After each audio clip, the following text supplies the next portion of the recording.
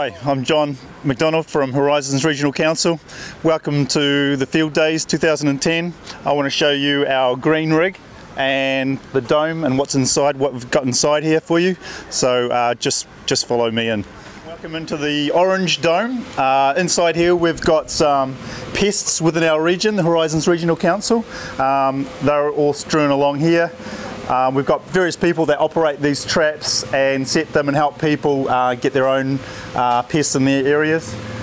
We've got some biodiversity along here, plants, identifying pest plants over here. And over here we've got our water guys showing what sort of heights the river's operating at and how fast it's moving. They're really interested in water, so yeah. But now I'm going to take you onto the green rig. So our green rig is basically an environmental classroom on wheels. We take it round to schools in our region, primarily primary schools, sometimes some big events like field days, A&P shows, and we're talking about sustainability and the environment, how we can help the environment in various ways. These boys are playing our cockapoo saver.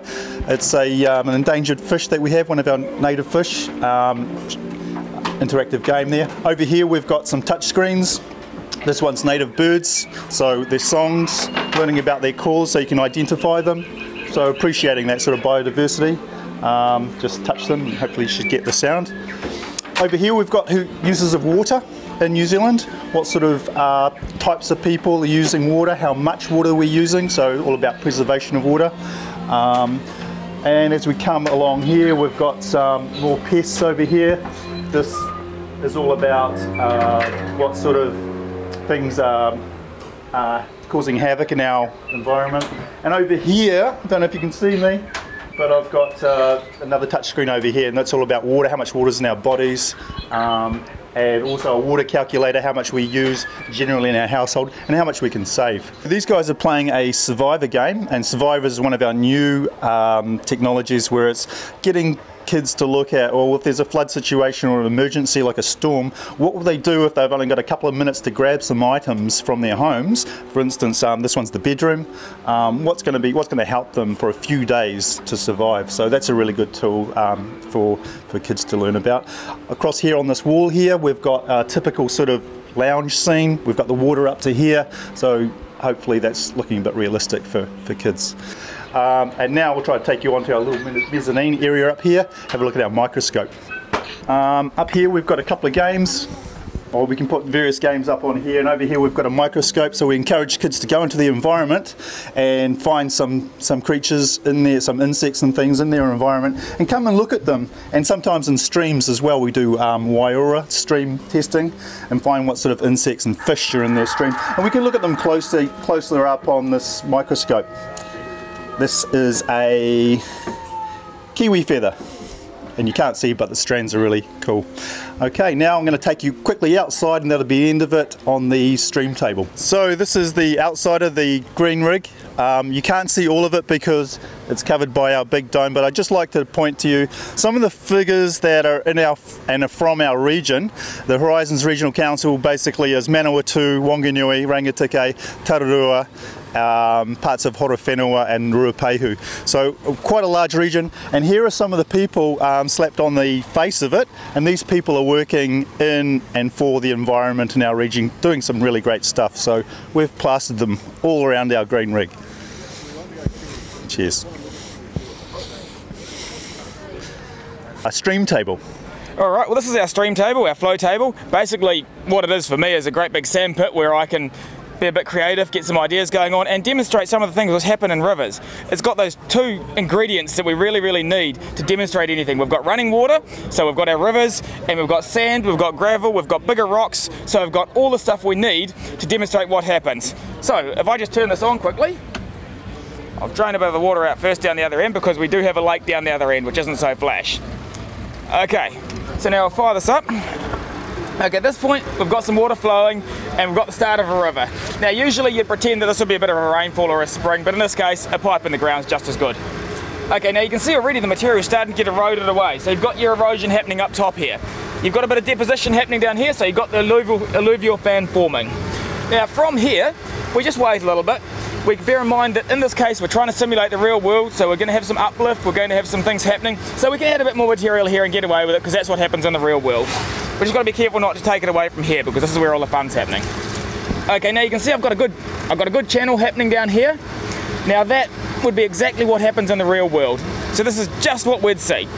Eventually, once I've added enough material, get a bit more erosion happening.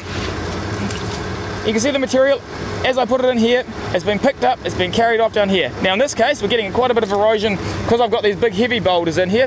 They're starting to control where the river goes. This would be the equivalent, oh, here we go. Now I've taken those out.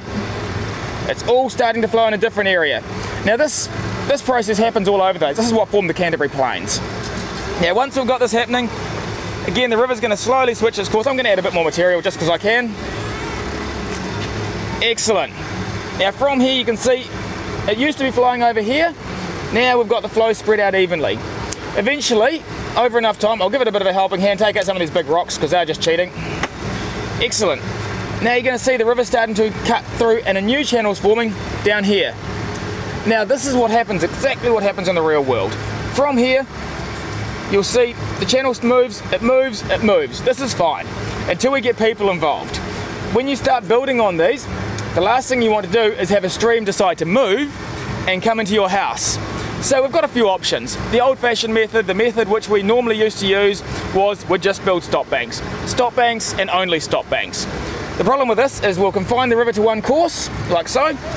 Not very well, there we are, a bit better. That speeds the river up, speeds the flow through.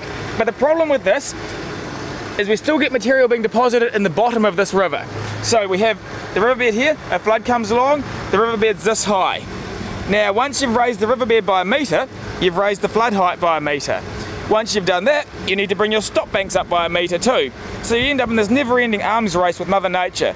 The river comes down, raises its bed, you raise the stop banks, it raises the bed, you raise the stop banks, at which point eventually you will get a big enough flood, those stop banks will overtop and you'll have problems.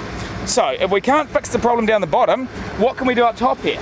We can start to identify areas where you're getting erosion. We can use aerial mapping, where we get out there on foot and we have a look, and we can find areas that are contributing a lot of gravel to the river.